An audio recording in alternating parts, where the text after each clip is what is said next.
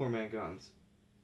Today I am going to be fitting this beautiful Sky Thumbhole Boyds stock to my Savage 110 270.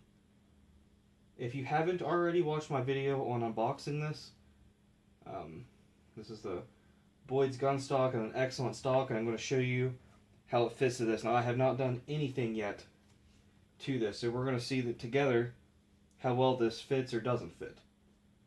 So let's get started.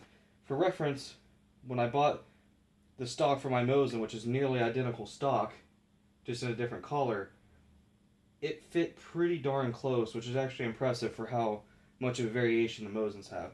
So what you're going to need to do this is, at the bare minimum, this is a 5/32 Allen key. And this is what you're going to need to take apart your Savage 110. Now, if you can see, these first two action screws, or these first two screws, Allen keys, or Allen screws, are the only two that actually hold the action in. This back one simply holds the trigger guard in. So start with simply just loosening the first two.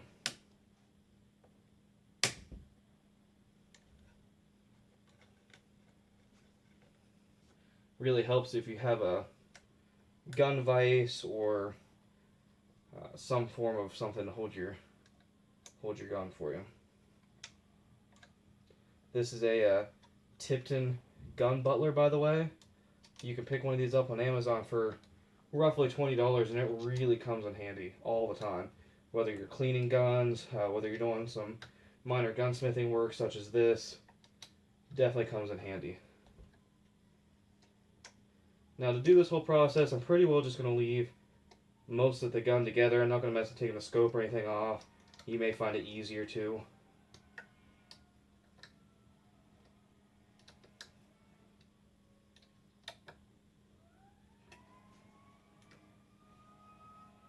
One good benefit of the stock I'm going to put on too is going to be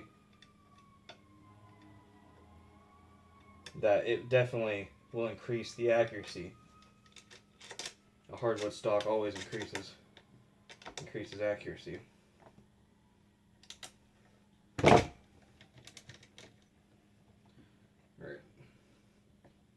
So that's the action. And the gun itself separated from the stock. My screws are still in there. What I'm going to do is take these screws out.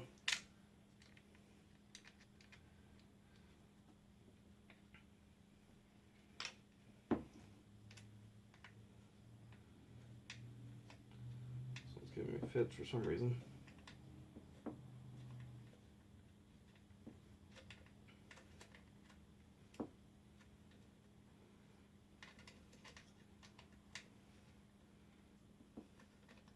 Now, I don't mind these synthetic stocks. I really like them for hunting. And what I plan to do with this stock is literally just keep it. And whenever hunting season comes around, I plan on just reversing this process, slapping this stock back on the rifle for hunting season, because this is my main hunting rifle. And then I can put this Boyds back on for target shooting or whatever it may be. Now, this particular gun has a blind magazine. And the magazine stays inside of the stock when you remove it. It's a center feed blind magazine. It's a long action. So before I do that, I'm going to take this trigger guard off by removing this final screw. It takes all three screws take the same size hex key.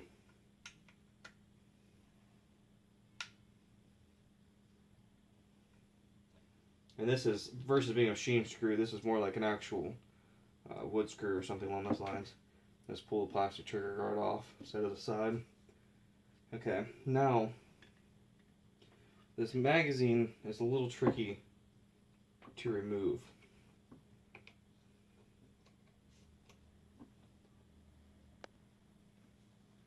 Alright, not certain if you're able to see this, but right there is a little tab almost. If you want to find something, I'm just going to try using this Allen key for right now. And push forward on it. Kind of press it in a little bit. And push up, and your entire piece comes flying out like that, so be careful because it is spring loaded. Okay, so this is that synthetic stock completely stripped down as far as it'll go. And like I said, I plan to just set this aside and keep this around for hunting or anytime I want a lighter stock that I'm not as worried to beat up and be a little more rough with. So I'll set this aside for now. This is what the magazine assembly looks like when it comes apart. Like I said, be careful removing this because it is spring loaded.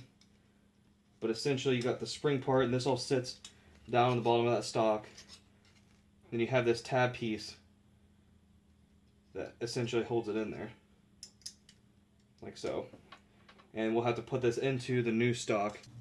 Alright, the first thing I'm going to do here is see if the magazine will fit. So if you can tell or not, I'm not certain. There's a groove cut out in the bottom of this, and essentially this bottom of this spring fits into that groove, and then this housing fits around it. So what I'm going to do is put the housing together first by just simply sliding up in the housing. It only goes one way into it. And then dropping this entire assembly down in here. Now something to note is before you do that, you need to put the little tab that holds it all together. So this has a little tab on the bottom that sits right into this. And then the whole thing, in theory, should drop down in if it doesn't need any fitting.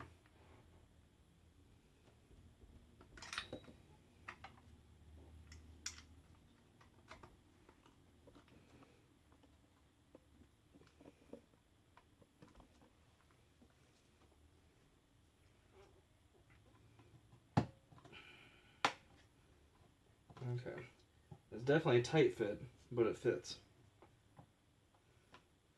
So the next thing I'm going to do is simply move on to the action and see how well it fits, the actual gun itself.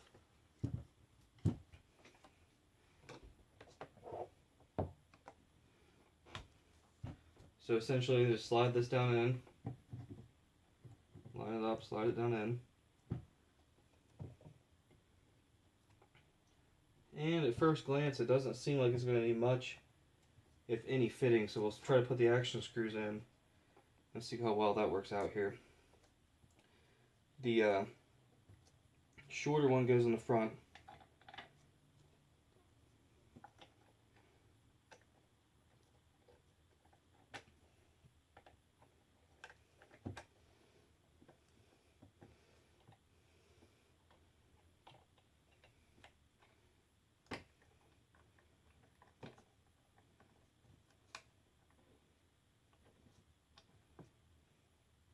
Don't put that one in quite too tight yet. Okay, now to put the other two, the other action screw in, you first need to put the trigger guard in. Now, I tested this just a couple minutes ago, actually off camera, and it does not fit very well at all. They do say on their site that there's a good chance this will be the one place on this setup that doesn't fit properly. So, the problem here is that not only is it a little too wide, but this channel is actually a little too short. It needs actually taken out just a little bit on one side or the other. So this can be done by hand with sandpaper. It can be done with a Dremel. I'm not going to do this on camera for you. I'll come back in just a little while and show you how it turned out. But basically, you just need to widen this channel out a little bit, possibly. They say with this gun, there's some variations on the trigger housing. You can actually buy a trigger housing from them that fits if you don't want to mess with just fitting this a little bit. Other than that, though, I can tell everything is going to fit perfectly once I get the housing to fit. And I believe when it's done, the barrel is even going to be perfectly free-floated, and that's a general idea of what it's going to look like when it's finished here. So let me finish that. I'm going to take this action back out to work on this, and I'll be back in just a little while. Alright, so I figured I'd show you just a little bit of this process here. It did actually need to be taken out quite a bit.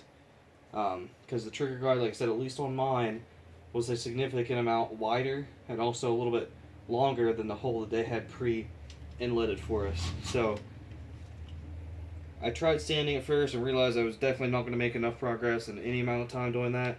So what I use is this, it's like a wood file for a variable speed drill. And I'm just kind of going around the insides here, being very careful. If you're doing this, I would highly suggest that you, or anything you're doing on this, even if you're just sanding, I would suggest heavily taping off with masking tape or something the area around wherever you may be fitting at the time. Because if this slips out of here, it's going to make a nice big old gash machine mark across here. I feel pretty confident with this. I've done this quite a bit, so I'm not doing that, but I highly suggest that you do that with yours if you plan on using any power tools. And even if you're sanding, sometimes you can slip outside and make just a little scratch or something. And it's such a beautifully finished stock, you just don't want to mess it up here. So I figured I'd show you a little bit of this process.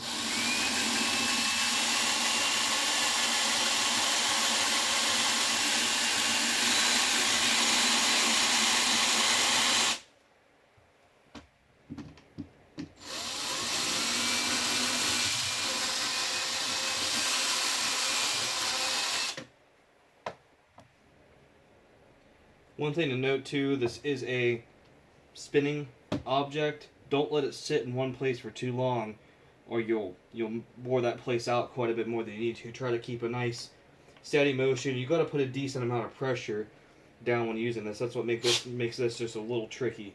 If you're using a Dremel with a smaller tool, that might be the way to go with this. But I don't have a Dremel on hand, so this is the way I'm doing this. Just thought I'd show you a little bit about how to do that. I'm going to finish this up and come back and show you how to fit this, or how that fits in, and show you the finished product. Alright, back after fitting this trigger guard to the stock. It ended up being a lot more of a pain than I had originally anticipated. Not only did the channel need widened and lengthened, but on the front of this, if you can see the depth of the front of this trigger guard, I needed to basically take and bring that down a substantial amount. It was very shallow, and I had to bring it down. It still isn't quite down all the way. This thing's down in here a little bit more when I tighten the screws down, but it's at least in there far enough to cover all the gaps and for the screw to be able to meet the action. So I'm going to call it good enough for right now. I might eventually go back in and fix it later. This is not the fault of Boyds. They do say on their website that there's a few different versions of trigger guards, as I previously stated, and apparently I had the exact wrong one.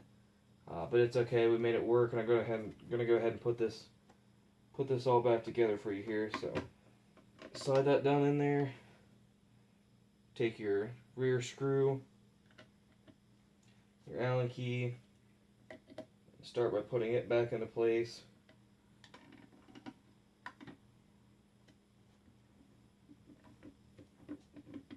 I'll tighten it completely later.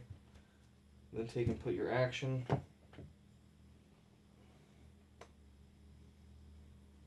Down into the gun.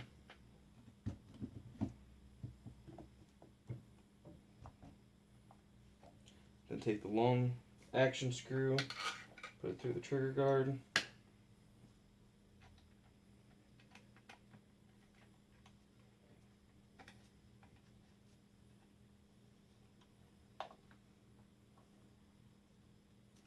And tighten it down pretty well, not all the way yet. And then put your front action screw in. And again, tighten it down fairly well, not extremely tight right now.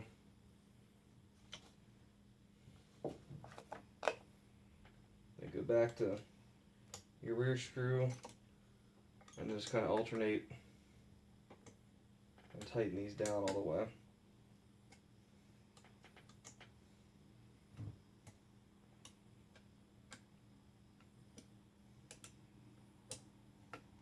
If you happen to have everything else in this stock dropped in absolutely perfectly. The magazine dropped in perfectly, the action dropped in perfectly, and I'm 99% certain This is free floated. I'll check here in just a few minutes.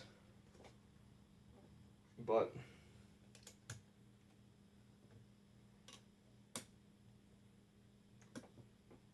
now that those are back in tightly, so I'll get a dollar bill and check here in just a second. But there is your finished product. Said if it hadn't been for that trigger guard, this would have all pretty well just slid right into place, dropped right in. So overall, I'm quite happy with it. I'll check the how well it's floated here, or if it's floated. Oh yeah. Might be have a little bit of a tight spot back there. But basically what you need to do to completely free float it, doesn't seem like it's going to need very much, but just take and sand down equally each side of that channel just a little bit. This won't need very much at all. It's almost perfectly floated. This gun was safety checked, by the way, so that'll pretty well conclude this video. Fairly happy with how it turned out. I wish that trigger would have fit a little bit better, but finished product ended up not being too bad at all. As always, I'd like to thank you. I ask that you please like, comment, subscribe. If you have any questions, feel free to comment or contact me. Do my best to answer anything. Now, I'm not particularly planning on pillar bedding or glass bedding this rifle. I'll have to see how it shoots to see if I deem that necessary. As of right now, the action sits down in it quite tightly. I'm not sure that it's, in my opinion, going to be necessary. I know there's some people that say you should always glass bed them, pillar bed them. Me personally, I don't do that unless it's absolutely necessary. For instance, on my Mosin build, since it's open sights and since it's a surplus gun, I didn't see the purpose in accurizing it or glass bedding it. So we'll have to see how this gun shoots. If it shoots pretty darn well, like I said, this is just a hunting rifle that I'm also going to double kind of as a bench rifle now that has this stock on it. This is an excellent stock for bench shooting. But we'll see how it groups. I'll post that video eventually when I get to take it to the range. If it does, really well, then I don't plan on bedding it. But I will be doing one of those videos in the future, though, if you're interested in those. Thank you.